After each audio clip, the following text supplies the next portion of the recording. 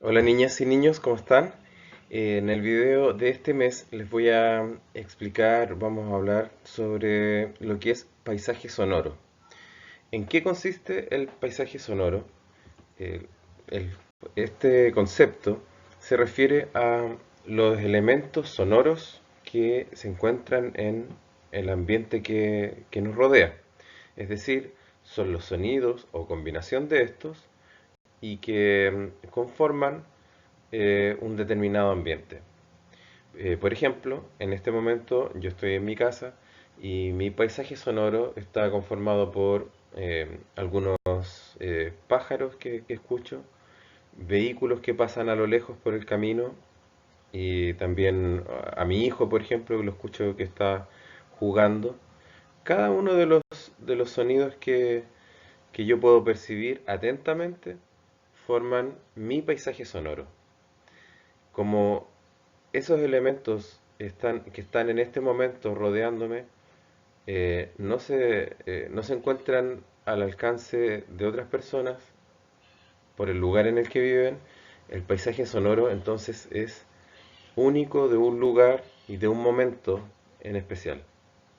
Porque, por ejemplo, el mismo lugar donde yo estoy no suena igual en la mañana o a la noche, ¿cierto? En la noche hay sonidos que desaparecen, como por ejemplo el canto de los pájaros, y aparecen otros sonidos como pueden ser, por ejemplo, las aves nocturnas, ¿cierto? Que no cantan igual que una ave diurna. Disminuye el sonido de los vehículos. Entonces, como les decía, el paisaje sonoro va cambiando incluso dentro de un mismo lugar. ¿Ya? ¿Cuáles son los elementos que conforman el paisaje sonoro? Son de dos tipos, que son los sonidos naturales, como son por ejemplo, los animales que yo les mencionaba, perros ladrando, los pájaros que cantan, y también elementos como el viento o la lluvia, el granizo. Bien. Eh, y los otros elementos son aquellos creados por el ser humano, como pueden ser,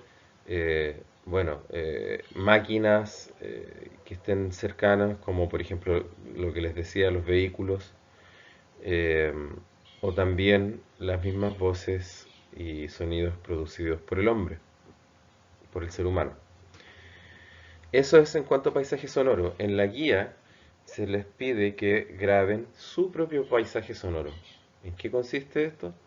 Es tomar su celular, escoger un lugar que sea interesante para ustedes en cuanto a sonido, como eh, puede ser el patio de la casa o dentro de la casa, como es su paisaje sonoro, o cercano a la calle, donde pueden captar más sonidos.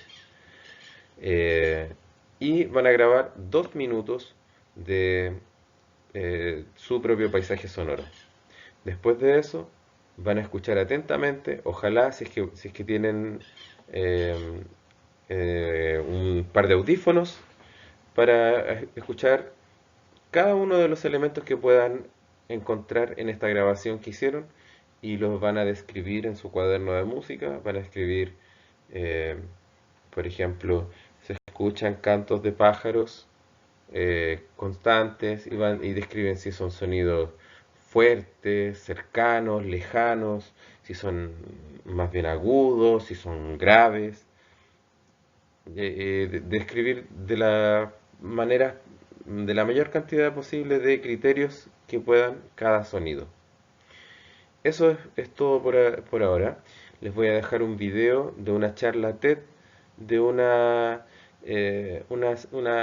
joven que trabaja en el área de creación de sonido, de diseño de sonido en las películas, y ella explica el concepto de paisaje sonoro y además muestra algunos ejemplos de su trabajo en el cine, donde toma ciertos sonidos y los transforma utilizando esta técnica de Foley. Y también otros sonidos que eh, los transforma con computador para que suenen a algo totalmente distinto. Eso, espero que les guste el video. Es solo un extracto. Si es que pueden, lo buscan por Paisaje Sonoro Charlas TED en YouTube y pueden verlo completo este video que es bastante interesante. Me despido, que estén muy bien y estamos comunicándonos pronto. Hasta luego. Y la escucha atenta.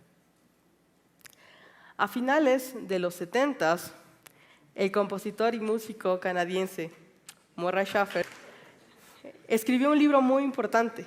Se llama The Soundscape, que se traduce como El paisaje sonoro. Y en este texto, él describió cómo todos los espacios, sean del tamaño que sean, sean en donde sean, tienen un montón de elementos que en conjunto describen la identidad de cualquier espacio, la identidad sonora de un espacio. Y tanto en su música como en sus investigaciones, Schafer propuso una manera distinta de relacionarnos con nuestro ambiente desde su contenido sonoro. Es decir, en su música y científicamente, él propuso que deberíamos escuchar de una manera más atenta, de tal manera que seamos parte más activa del lugar. Inclusive, en sus partituras, incluyó elementos de su cotidianidad para crear una paleta más amplia de sonidos que permitieran expresarnos más allá de los instrumentos que tradicionalmente están presentes en la música académica. Imagínense la cantidad de sonidos que conoceríamos si es que escucháramos nuestro entorno con la misma atención con la que lo miramos. Cada espacio, interior o exterior, posee una infinidad de matices y sonidos que hacen que los espacios sean únicos. El eco del lugar, el tamaño del lugar, el material, los colores, las texturas, el volumen, las formas, todo. Y combinaciones infinitas de cada uno de estos elementos hacen que un lugar suene a lo que realmente es. Y es eso lo que los diseñadores de sonido utilizamos para crear cierto tipo de engaños en las películas. Así como Schafer incluye estos elementos cotidianos en su música, los diseñadores de sonido vamos recolectando y reconociendo cosas a medida que escuchamos y posteriormente los utilizamos en las películas. Y de esa manera generamos estas realidades alternativas o falsas realidades que luego perciben en la imagen. Porque en una peli no todo lo que ven es lo que oyen. Como esto, hagamos una prueba. Voy a poner 3 clips de lluvia y ustedes me dicen qué suena raro.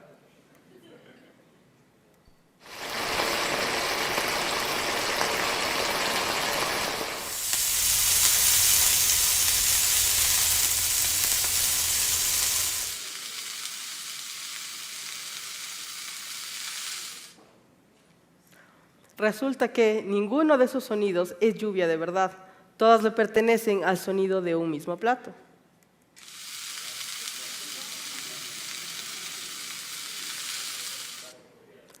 Existen igual otras formas de engaños bastante utilizados entre los diseñadores de sonido, como esto.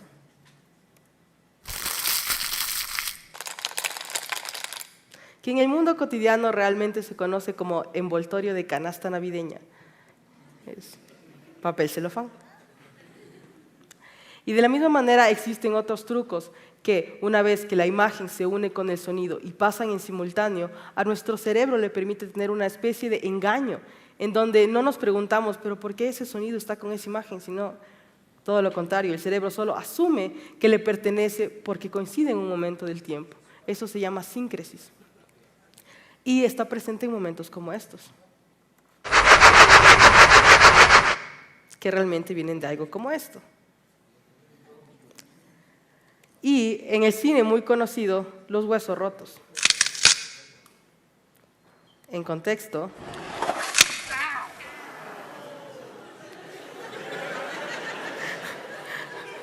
pero en realidad no se trata de un hueso roto, se trata de un apio roto.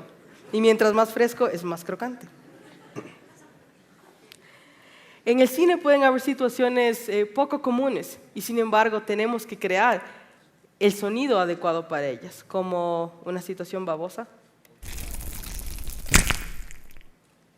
¿Qué puede ser en contexto algo como esto?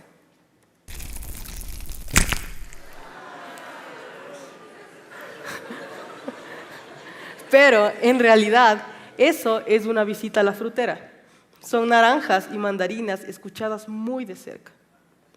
Claro que no todo es tan fácil como hacer shopping y grabar.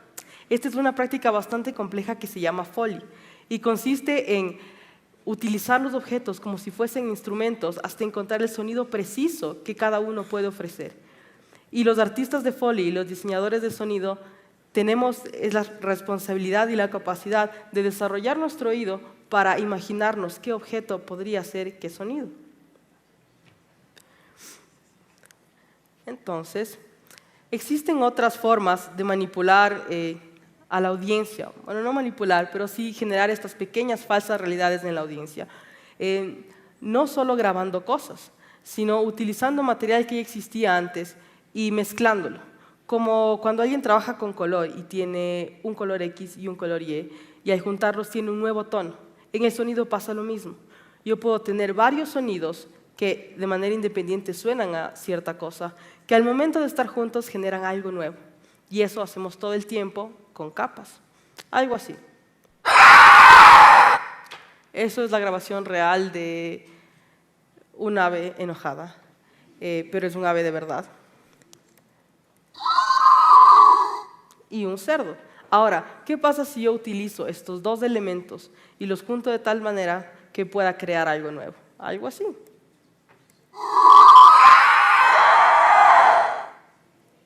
Puede ser una criatura maldita de alguna forma de película de ciencia ficción.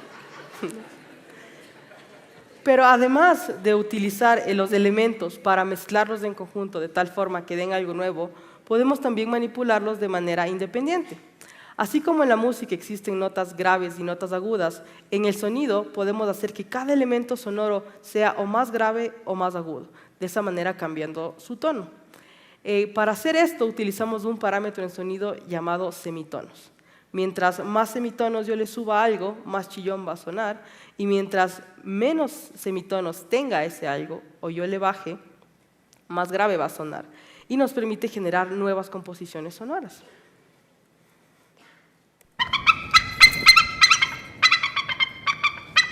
Eso es un águila de verdad.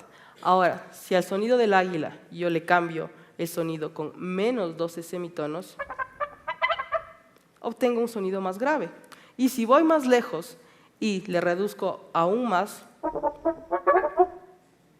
ahora, ¿qué tal si estos dos nuevos sonidos manipulados les mezclo en capas como anteriormente hice y obtengo algo nuevo? Yo qué sé, algo así. Una especie de sirena maldita para continuar con los ejemplos de películas de ciencia ficción.